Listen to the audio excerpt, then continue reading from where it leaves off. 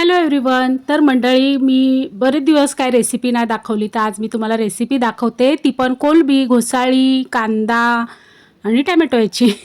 म्हणजे जाम भारी रेसिपी आहे. म्हणजे तुम्ही पहिले बघा आणि मग सांगा. मी मी सांगते भारी आहे, खूप मस्त लागते.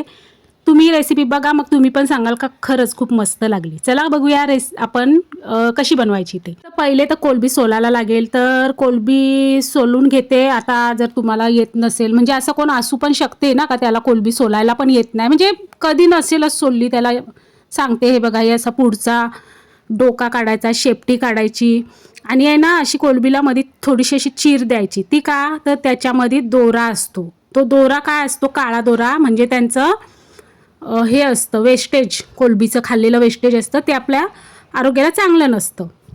तर अशा प्रकारे सगळी कोलंबी साफ करायची. झाली कोलंबी साफ झाली आणि आता आपण घोसाळा सोलून घेऊया. तर घोसाळ्याची सालं कशी काढायची, हे सोल्या घ्यायचा. सोल्याने कशी झटपट पटापट, झटपट पटापट, जाऊ दे, मला काय ते बोलायलाच येत नाही, तर जाऊ दे. तर हे घोसाळी मस्त सोलायची आणि मग असे दोन तुकडे मधीतून करायचे आणि मग बारीक बारीक बारीक बारीक बारीक बारीक बारीक बारीक कापून घ्यायची. सगळी घोसाळी जेवढी, म्हणजे आपली कोलंबीप्रमाणे आता घ्यायची. मी 2 घोसाळी घेतलीत कोलंबीच्या प्रमाणे. तर कांदा पण घ्यायचा. कांदा बघा आता मी किती घेतला, 1 2 3 3 जवळजवळ मीडियम साईजचे कांदे घेतलेत. कांदे पण झटपट पटापट कापून घ्यायचे. त्याच्यानंतर एक अख्खा टॅमॅटो घ्यायचा, तो असा उभा कापून घ्यायचा. झालं का, मग काय करायचं, कढई ठेवायची. कढईत तेल टाकायचं, 1 पळी. मी 1 पळी टाकलाय, तुम्ही 2 टाका. म्हणजे जेवढं असं थोडंसं तेल जास्त टाकाल ना, तर मग असं मस्त लागते. ती सुकीच बनवायची आहे ना आपल्याला, मग ती चांगली लागते. पण मी 1 पळी टाकलाय. आणि हे आलं लसूण पेस्ट, कांदा, सॉरी टॅमॅटो आणि ही कोथिंबिरीची आणि मिरचीची थोडी पेस्ट होती माझ्याकडे, म्हटलं टाकते. आता हळद टाकली, मसाला पण टाकून द्यायचा. आता आमच्या घरात मसाला पण कमी लागतो, तर मी 2 चमचे, 1.5 चमचाच टाकलाय जवळजवळ. तर तुम्ही 2 चमचे पण टाका, मस्त लागतं. ही अशी चमचमीत बनवाल तर जास्त चांगली लागते. मग टाकली मी घोसाळी टाकली आणि कोलंबी टाकली. आता आपल्याला पाणी बिनी काही टाकायची गरज नाही, कारण घोसाळीचं पाणी जे सुटतं ना, त्यातच सगळं शिजून जातं. मग आता 10 मिनटं ठेवायचे. तर 10 मिनटं आता मी जरासा आराम करते, 10 मिनटं बसते जराशी. न काय सांगू तुम्हाला, आमच्या उरणमध्ये असली थंडी पडले, जाम थंडी पडले, जाम कडाक्याची थंडी पडले. म्हणून मी आज उडी बिडी घालून रेसिपी करते. आराम करायला गेलो पण कंचा काय, माझी सासूस ना माझी लेकीस मला आराम करून देईल तर शपथ. दोघी बोलताना आम्हाला थोडीशी कोलंबी तल नाही, अशी तशी नको तलू, मसाला बिसाला नको टाकू, नुसती हल्दीवर तल बोलताना.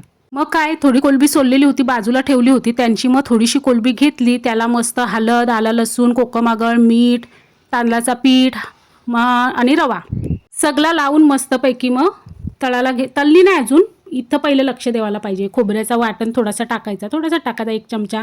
कोकमागल काढलाच होता, तर बरं आता टाकते. जराशी आंबटपणा आला तर मग चांगली लागेल ना.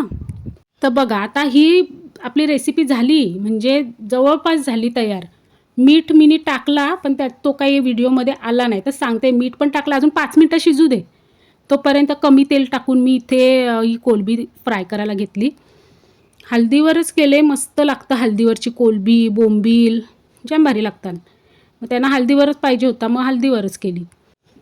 तर ही कोलंबी मग पटापट पटापट टाकली मी पॅनमध्ये.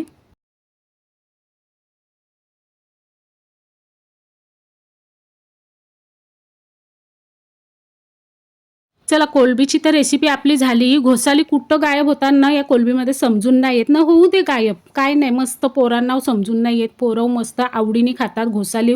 अशी तर घोसाळी खात नाही घरान कोण, मग त्यानिमित्ताने तरी पोराटोरा खातात, म्हणून मग कोलंबीत टाकून बघा ना. ही कोलंबी फ्राय केलेली कोलंबी झाली. चला, झटपट पटापट आपली रेसिपी झाली ना. आता काय सांगू, एवढा करताना मी तर दमवून गेलो. चला आता मंडळी, आजची रेसिपी मी दाखवली. तुम्हाला जर आवडली तर काय करायचं, व्हिडिओला लाईक करायचं, शेअर करायचं, सबस्क्राईब करायचं. Bye bye.